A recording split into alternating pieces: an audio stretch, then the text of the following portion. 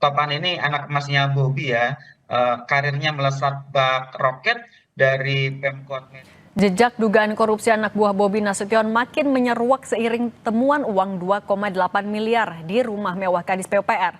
Lalu seberapa penting keterangan Bobi Nasution untuk membuat terang benderang kasus?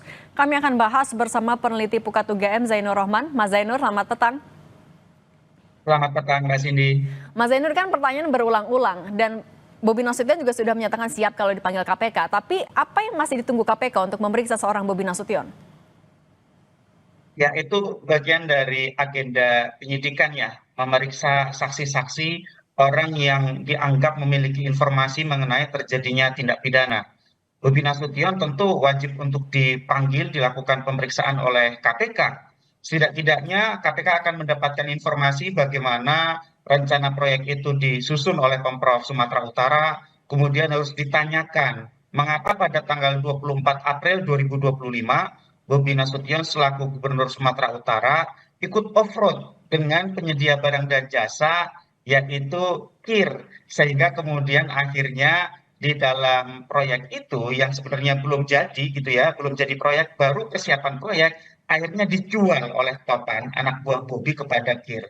Dan kemudian juga perlu untuk digali informasi mengenai proyek-proyek lain yang ada di Pemprov Sumatera Utara yang kemungkinan juga bermasalah secara hukum. Sehingga memang ini wajib bagi penyidik KPK untuk segera memanggil Bobi. Pemanggilan Bobi secepat mungkin ini juga penting untuk memberi pesan kepada semua pihak bahwa KPK itu tidak tebang pilih, bahwa KPK itu tidak gentar dengan siapapun dan mengutamakan prinsip persamaan di hadapan hukum. Mbak Cindy. Oke, Mas Zainur, temuan 2,8 miliar rupiah juga kan itu jadi sorotan. Apalagi ditambah dengan Topan Ginting baru 4 bulan menjabat sebagai pejabat teknis di Sumatera Utara.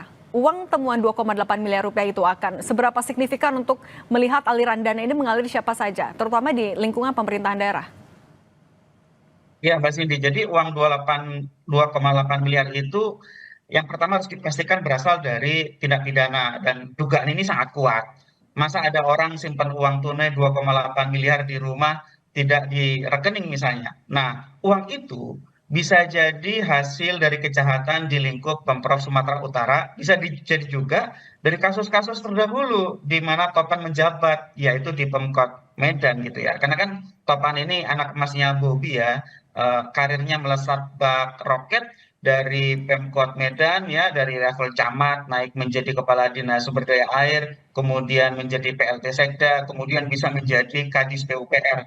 Kadis PUPR ini kan Mbak Cindy biasanya adalah orang-orang yang sangat menguasai aspek teknis, tetapi sayangnya kadang-kadang diisi oleh orang-orang kepercayaan kepala daerah karena inilah lahan paling basah. Nah, sehingga dengan temuan 2,8 miliar itu baru menjadi pintu masuk untuk menelusuri gitu ya proyek-proyek lain yang juga diduga diperjualbelikan oleh Topan dengan jejaringnya. Saya sangat yakin Topan tidak bekerja sendiri, dia pasti bersama dengan jejaringnya dan kemudian tindak lanjut KPK melakukan penggeledahan di beberapa tempat itu sudah merupakan langkah yang tepat dan harus cepat begitu ya. Jangan sampai kemudian berjalan lambat sehingga pihak-pihak yang terkait kemudian memindahkan barang-barang bukti termasuk misalnya hasil kejahatan berupa harta benda, Mbak Cindy. Sehingga kita harap KPK follow the money, semua jejaring Topan itu harus diungkap secara utuh, jangan ada yang disisakan, dan nantinya harus dibawa ke muka sidang siapa saja yang terlibat di dalam jual beli proyek di Pemprov Sumatera Utara maupun tidak tertutup kemungkinan di tempat Topan sebelumnya bekerja di Pemkot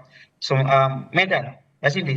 Mas Zainur, tadi kan Bobi Nasution juga menyebut kalau sistem e-katalog dalam pengadaan barang dan jasa ternyata tidak mengurungkan niat untuk korupsi. Tanggapan Anda sepakat dengan ini?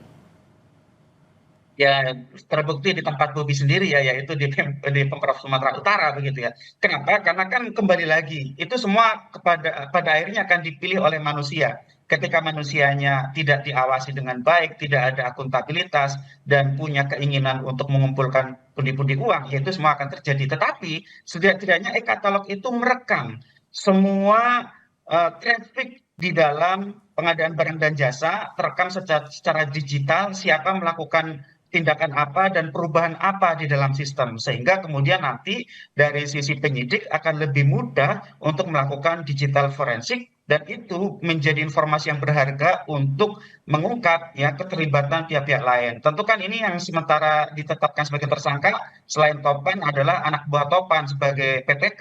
Nah, ini kan juga nanti akan dilihat bagaimana modus operandinya di dalam menyiasati e-katalog ini. Karena kan ini sebenarnya proyek belum jalan, sudah dijual dari awal, dijualnya kepada pemborong yang diajak off-road bareng Bobi begitu ya, sehingga ya ini menurut saya menjadi bukti bahwa e-katalog sebagai sistem itu memang masih bisa diakali ketika pengawasannya tidak ada, apalagi kalau pihak-pihaknya semua sudah kong kali kong. Pak Cindy. Oke, Mas Zainur Rohman, peneliti Pukat UGM, terima kasih sudah berbagi di Kompas Petang. Sehat selalu, Mas Zainur.